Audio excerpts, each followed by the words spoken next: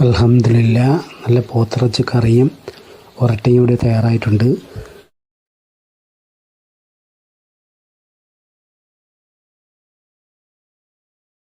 അസ്സലാമു അലൈക്കും റഹ്മത്തുള്ളാഹി വബറകാതുഹു. നമുക്കിന്ന് പോത്തിറച്ചി കറിയും ഉരട്ടിയും ഉണ്ടാക്കാം. അതിനായിട്ട് നമുക്കൊരു പാത്രം എടുത്ത് അതിലേക്ക് പോത്തിറച്ചി ഇട്ട് കൊടുത്ത് അതിലേക്ക് സവാള, ചെറിയ ഉള്ളി, പച്ചമുളക്, ഇഞ്ചി, വെളുത്തുള്ളി, മുളക് പൊടി, മഞ്ഞൾപ്പൊടി, മല്ലിപ്പൊടി, കുരുമുളക് പൊടി, ഉപ്പ്, കറിവേപ്പില, ഉലുവപ്പൊടി എന്നിവ നല്ലതുപോലെ ഒന്ന് മിക്സാക്കി നമുക്ക് അടുപ്പിലേക്ക് വെച്ച് കൊടുക്കാം. ഈ പോത്തിറച്ചിക്ക് ഒരുപാട് വേവുള്ളത് കൊണ്ട് നമുക്ക് സവാള, വെളുത്തുള്ളി, ഇഞ്ചിയൊക്കെ അധികത്തിന് കിടന്ന് തന്നെ വെന്ത് വന്നുകൊള്ളും. നമ്മളിതിൽ എണ്ണയൊന്നും ചേർക്കാതെയാണ് ഇത് വേവിച്ചെടുക്കുന്നത്.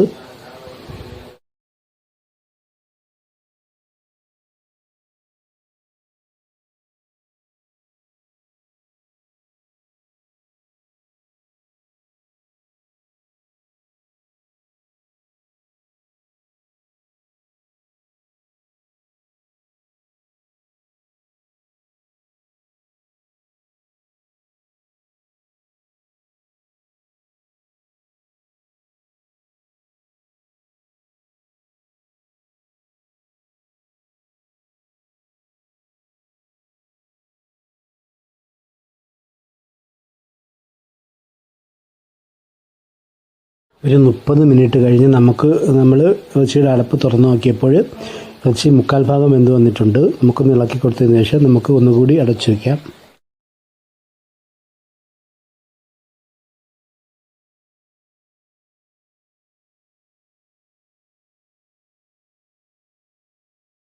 ഒരു 20 മിനിറ്റ് കഴിഞ്ഞ് നമുക്ക് വീണ്ടും തുറന്ന് നോക്കാം. നോക്കിയപ്പോൾ ബീഫ് നല്ലപോലെ വെന്ത് വന്നിട്ടുണ്ട്. അതിലേക്ക് നമുക്ക് കറി മസാലപ്പൊടിയും കറിവേപ്പിലയും ചേർത്ത് കൊടുത്തു കഴിഞ്ഞാൽ നമ്മുടെ ബീഫ് ഇവിടെ തയ്യാറായി കഴിഞ്ഞു.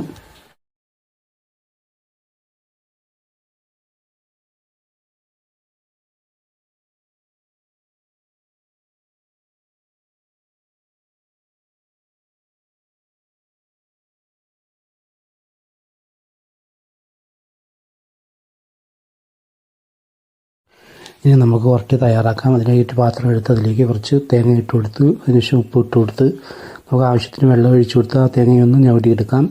അത് കഴിഞ്ഞ് ആവശ്യത്തിന് വെള്ളം ഒഴിച്ച് കൊടുത്ത ശേഷം മാവിന് ആവശ്യമായ വെള്ളം ഒഴിച്ചതിന് ശേഷം നമുക്കത് അടുപ്പിലേക്ക് വെച്ച് കൊടുക്കാം. ഈ വെള്ളം ചൂടായി കഴിഞ്ഞാൽ നമുക്ക് ആവശ്യത്തിന് മാവിട്ട് കൊടുത്ത് നല്ലതുപോലെ കെട്ടാതെ നമുക്കതിനെ ഇളക്കിയെടുക്കാം.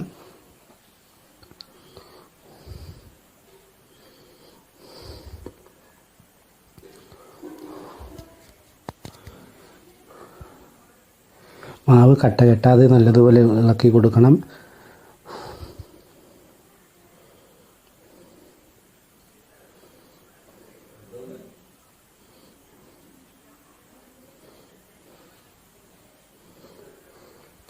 അതിനുശേഷം മാവ് പുറത്തെടുത്ത് നമുക്ക് ആ ചൂടോടെ തന്നെ നമുക്കതിനെ ഞെട്ടിയെടുക്കണം. അതിനായിട്ട് കുറച്ച് കൈ ചൂട് തട്ടുന്ന കുറച്ച് വെള്ളം എടുത്ത് വെച്ച് നമുക്ക് വെള്ളം കയ്യിൽ കുറച്ച് തളിച്ചു കൊടുത്ത് അതിനെ നല്ലതുപോലെ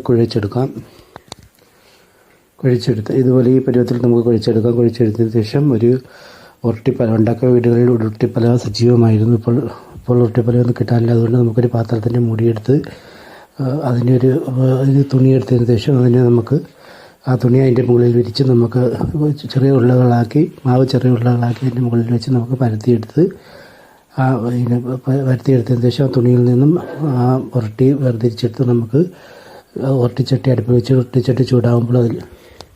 ഉരുട്ടിച്ചട്ടി ചൂടാകുമ്പോൾ അതിലേക്ക് നമുക്ക് ഇട്ട് കൊടുത്ത് നമുക്ക് വെന്ത് വരുമ്പോൾ അതിന് മറിച്ചും തിരിച്ച് ഇട്ട് കൊടുത്ത് നമുക്കതിന് വേവിച്ചെടുക്കാം.